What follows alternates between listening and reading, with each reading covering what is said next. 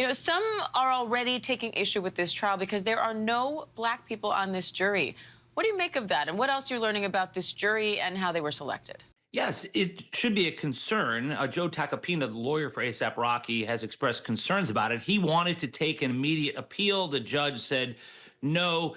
After all, though, both sides have what you call peremptory challenges, which means you could strike a juror for any reason, as long as it's not a bad reason, as long as it's not for race. And both sides, the defense and the prosecution, had several peremptory challenges in their pocket. They could have used them. They did not, which makes me think that both sides are actually okay with this jury.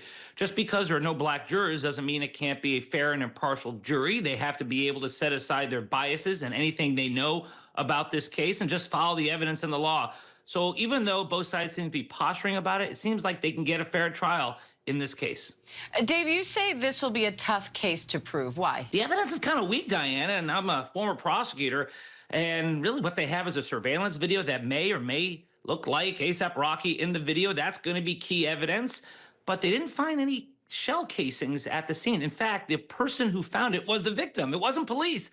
The victim came back hours later and said, here they are. So that is a suspect thing because that person has motive to lie. So I just think that this is going to be a tough case because there is no smoking gun. They didn't even find the gun on ASAP Rocky when they searched him or his place.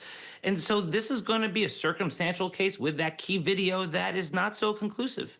Dave, what are you watching for in opening statements today? You know, I think there's such a power of celebrity that I wonder if they're going to mention if ASAP Rocky will take the stand. If he takes a stand, that could be a game changer because then he has the power to, just through his charm and his magnetism, influence people. I also want to see if the prosecution has more evidence than what we know already. Do they have more than just that surveillance video? Do they have more than the shell casings that were discovered not by police but by the victim himself? So those are the things I'll be watching for, Diane. All right, former Florida State Attorney General Dave Aronberg. Dave, we appreciate it. Thank you.